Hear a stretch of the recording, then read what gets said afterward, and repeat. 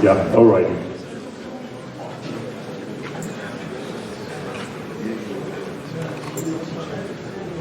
So, my name is Siak, and I'm a senior developer at Playability. So my presentation is about how our code can evolve during the job, because during the some kind of juniors developer can write some weird looking code and less efficient way. So that's why I want to show actually how can we write more efficient and good looking code, mostly on the list and iterator. So during this presentation, we will consider the few different approaches of solving this different problem. Also, I want to show you the few examples of the normal approach versus the, let's say, advanced approach. So this is kind of what kind of tools I used to build this presentation. So I used the C profile, Python version 3.7, IPython with the Vim, because Vim is awesome. So let's start with the list comprehension. So on the left side, let me just, maybe that will be better to stand up. So on the left side, we have let's say the make object function return to us 100 millions of records. So we have to iterate on the 100 millions of records and create a new list, with the object ID. So on the left-hand side, we have the append method, and on the right-hand side, we have the list comprehension. So the profit here is that we have one line of code instead of 4, and this is the rough metric of running the append method. So as can you see, we have 338 seconds during the run. This is the rough metric for the list comprehension. Also, we had the half of the calls. We had the 100 millions instead of 200 millions, as you can see on the top right, the second line of code. Yeah, this is the chart, so we can see actually how we can change during the iteration speed, because this is actually the same piece of code doing the same thing, and with the list comprehension we actually gain only 1 minute of the profit time. That's over the 23%. So yeah, we can consider how much time do we waste actually on our code, because we don't actually know, and the youngest developer don't actually know how can we write the more efficient and good looking code. So that's the one approach. Yeah, so let's say we have to make some kind of statements during the iteration, and we also can do that with the list comprehension. So there is actually two types of the statements. We can use one of them on the bottom of the iterator, and the second one we can use above the iterator.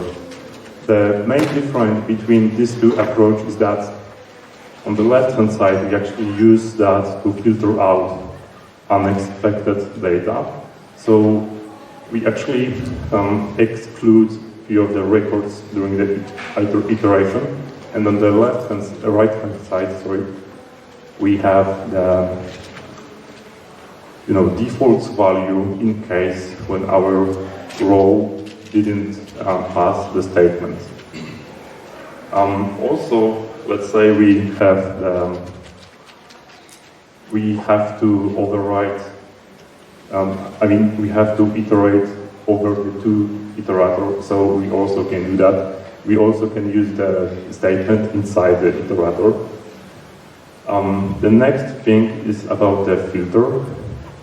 Filter is used for, as I said earlier, filter out the unexpected data which didn't pass the statement in our code. So on the left-hand side, we have the easiest way using the comprehension, and on the right-hand side, we have the filter with Lambda inside of it.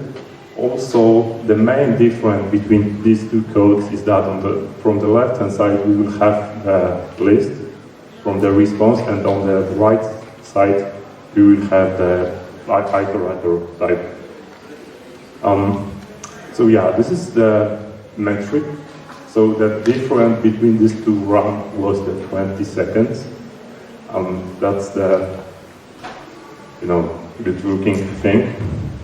This is the chart, so we can see actually how much time we can save doing the proper, proper thing. Also on the filter, there is one cool thing that we can get the first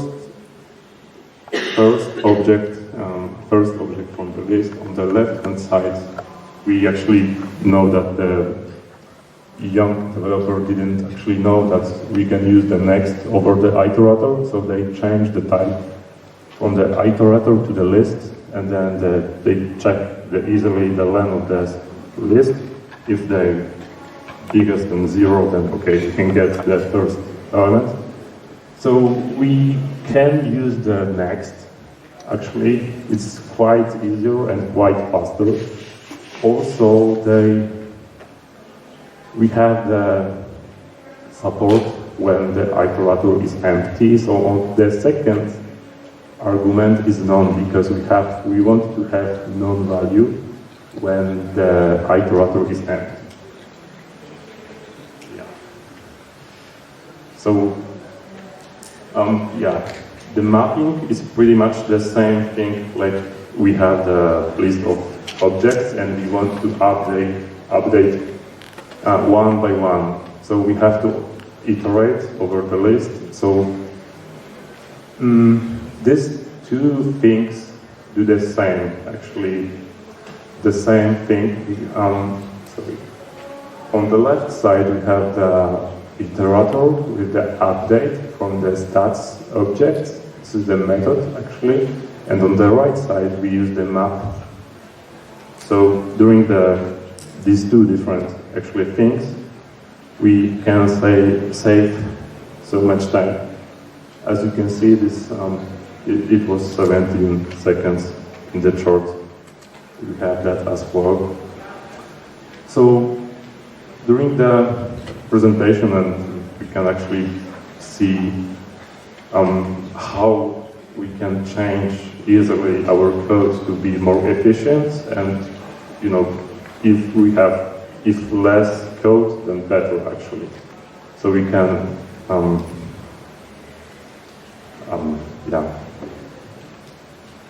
just move forward. This is kind of easiest thing, because on the sum method, this is like, we have to calculate over the list and the number of, let's say, the prices, and we have to say, oh, okay, from the next objects we have the 100 millions of the dollars. So the better idea is use the sum, because it's also faster, and this is not that faster actually, like mapping, filter, or append versus comprehension.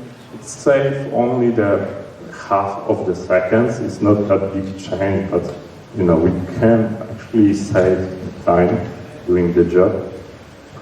And the next thing is the function tools. Function tools is pretty interesting, in my opinion, because you can create some kind of partial function, and we can actually cache the functions during the calculation. So yeah, that's the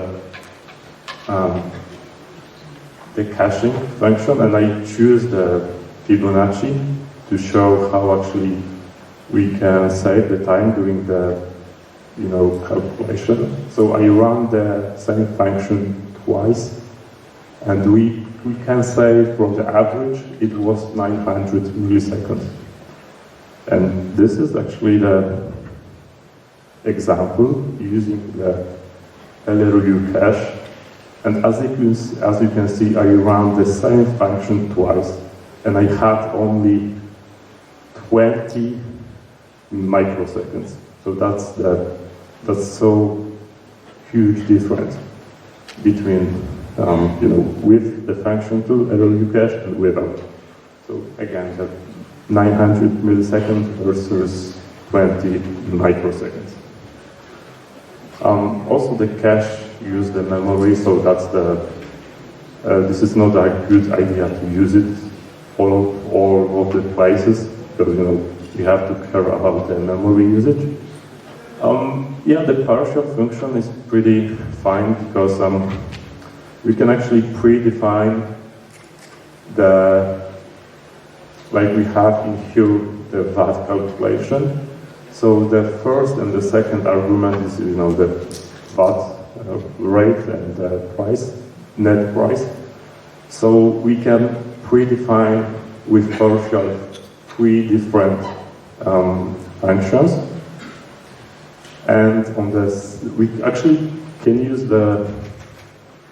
on the second call, we can use the name of the variable instead of the functions, and we pass only the one argument instead of 2. Yeah, we can also use the partial methods inside of the class. So yeah, this is kind of same thing, but the main difference between the simple methods, simple function versus simple method is that this is over the object. So that's the difference. Yeah, also like in Java, actually this is from the Python 3.2, if I remember correctly. We can create the generic functions. So like in Java, we can create a few different functions using the main difference between the function is only the inside of the argument. We can use the string, we can use the float, decimal, and etc. So basically how we call it, we don't use the calculate decimal, we use only the calculate name. So this is the example of calling this.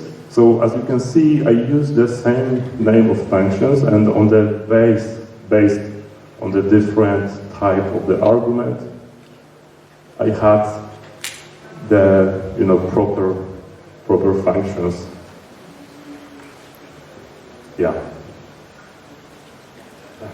Yeah, and then we have the iterators. Yeah, the iterators is they're pretty interesting in the few different cases. We don't have to use it all the time. So basically, I list only the thing which in my opinion, this is pretty useful during the job. So the first one is the compress. We can filter out the information from the first list based on the second. So on the left, as the first argument, we have list of the objects, and the second argument is the only Boolean type. So let's say we can filter out, as you can see, the result on the right hand side, on the right of the arrow.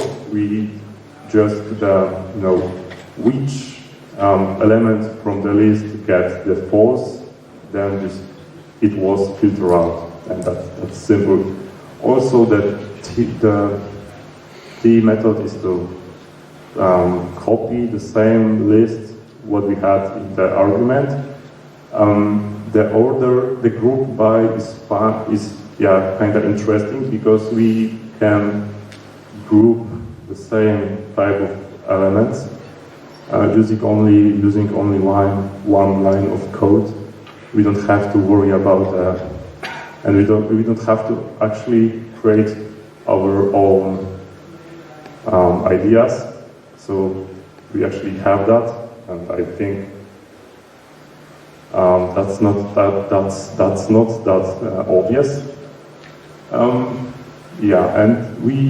permutation, like you pretty much know what it is. The zip is to chain few different lists into one to get the power of the key and value. So we can actually iterate that in the same way as we use the key and value. The zip, and actually the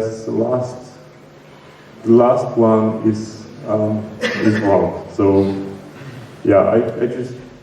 sorry about that. The last thing in the last example is pretty. It shouldn't be here actually. So that's my mistake. Sorry about that. Never mind. Okay, and that's pretty much it. So thank you.